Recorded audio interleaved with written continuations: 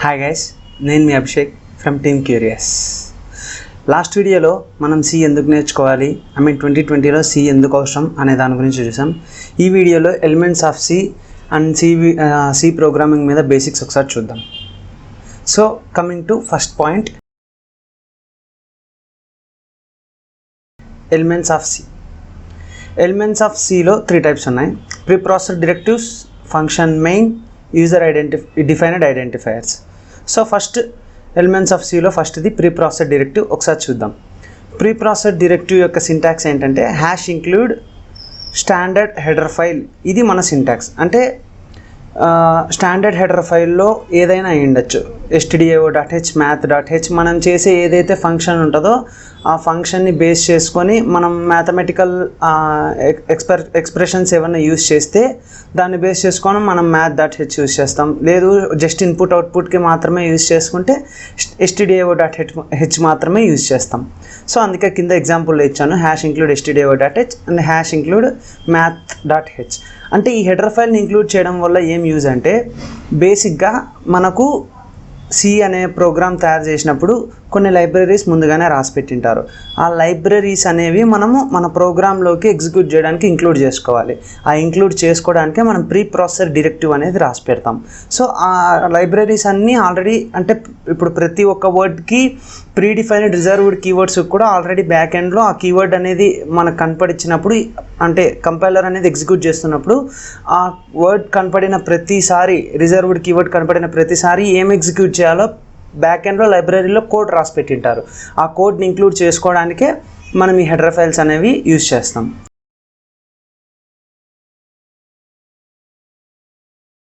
Next coming to the function main. Function main అనేది ఒక హౌస్లో మనకి డోర్ అనేది ఎలా ఎంట్రన్సో, ఒక ప్రోగ్రాంలో ఎగ్జిక్యూట్ చేయడానికి మెయిన్ అనేది ఒక ఎంట్రీ పాయింట్. మెయిన్ అనే ఫంక్షన్ ద్వారానే ప్రోగ్రామ్ అనేది ఎగ్జిక్యూట్ అవ్వడం స్టార్ట్ అవుతుంది. So first of all compiler అనేది ఎగ్జిక్యూట్ చేసినప్పుడు ఏ హెడర్ ఫైల్స్ ఇంక్లూడ్ చేసుకున్నదో కూడా చూడదు. ఫస్ట్ మెయిన్ ఎక్కడ ఉందో చూస్తుంది. మెయిన్ అనే ఫంక్షన్ ఎక్కడైతే ఉంటుందో ఆ మెయిన్ ఫంక్షన్ నుంచి ఎగ్జిక్యూట్ చేయడం స్టార్ట్ చేస్తుంది. సో ఒకసారి మెయిన్ ఫంక్షన్ యొక్క సింటాక్స్ చూద్దాం. Return type main function. Okay, return type అంటే ఒక్కొక్కసారి మనం టోటల్ ప్రోగ్రామ్ అయిపోయిన తర్వాత మెయిన్ ఫంక్షన్కి ఏదన్నా వాల్యూ రిటర్న్ చేసేలాగా ఉంటే మనం రిటర్న్ టైప్ ఇంక్లూడ్ చేస్తాము. ఏ వాల్యూ రిటర్న్ చేయకోకుండా ఉండేలాగైతే వాయిడ్ అని పెడతాము. సో ఒకసారి ఎగ్జాంపుల్స్ చూద్దాం. వాయిడ్ మెయిన్ ఫంక్షన్, ఇప్పుడు నేను ఏ వాల్యూ రిటర్న్ చేయట్లేదు కాబట్టి అక్కడ వాయిడ్ అని పెట్టిన ఫస్ట్ ఎగ్జాంపుల్లో. Coming to second example, int main. అంటే నేను ఒక వాల్యూ రిటర్న్ చేస్తున్నాను మెయిన్ ఫంక్షన్కి, ఆ వాల్యూ కూడా ఇంటీజర్ టైప్ది రిటర్న్ చేస్తున్నాను. ఇంటీజర్ టైప్ అంటే ఏంటి అనేది కింద డేటా టైప్స్ ఉంటుంది. ఇంకా ఫర్దర్ మనం ఈ వీడియోలోనే ఈ ఇంట్ అని ఏంటి, ఫ్లోట్ ఏంటి, అన్ని డేటా టైప్స్ గురించి కూడా చూద్దాం. Next coming to user defined identifiers. User defined identifiers అంటే బేసిక్గా మనం ఒక ప్రోగ్రామ్ చేస్తున్నప్పుడు యూజర్ నుంచి కొన్ని వాల్యూస్ తీసుకోవాల్సి వస్తుంది. అలా వాల్యూస్ తీసుకొని స్టోర్ చేసి పెట్టుకునే వాటినే మనం user defined identifiers or variables అంటాం. అలా వేరియబుల్స్ డిక్లేర్ చేసుకోవడానికి కొన్ని రూల్స్ ఉన్నాయి. ఆ రూల్స్ ఏంటంటే, an identifier must consist of letters, digits and underscores. అంటే మస్ట్ కన్సిస్ట్ అని కాదు కానీ ఆ లెటర్స్, డిజిట్స్, అండర్స్కోర్స్ కాంబినేషన్తో ఎలాంటి వేరియబుల్ అయినా మనం డిక్లేర్ చేసుకోవచ్చు. an identifier cannot begin with a digit. And ఈ కాంబినేషన్ వర్కౌట్ అవుతుంది కదా అని చెప్పి మనం డిజిట్తో బిగిన్ చేయలేం వేరియబుల్ నేమ్ని. ఏ రిజర్వ్డ్ కీవర్డ్ని మనం ఐడెంటిఫైర్గా ఇవ్వకూడదు. ఓకే, ఇక్కడ కొన్ని valid identifiers and invalid identifiers ఉన్నాయి. ఒకసారి చూద్దాం ఎలా ఉంటే వ్యాలిడ్, ఎలా ఉంటే ఇన్వాలిడ్ అని. Next, general form of a C program. మామూలుగా అంటే ఏదైనా సరే ఒక సి ప్రోగ్రాంలో జనరల్గా ఏమేమి ఉంటాయి అంటే, first pre process directives.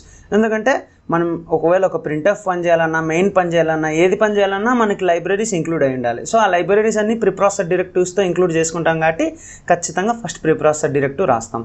Next main function. Programme అనేది ఒక చోట స్టార్ట్ అవ్వాలి, ఎగ్జిక్యూట్ అవ్వడం. సో అది మెయిన్తోనే స్టార్ట్ అవుతుంది కాబట్టి ప్రీ ప్రాసెస్ డైరెక్టివ్ని ఇంక్లూడ్ చేసుకున్న తర్వాత మెయిన్ ఫంక్షన్ ఇంక్లూడ్ చేసుకుంటాం.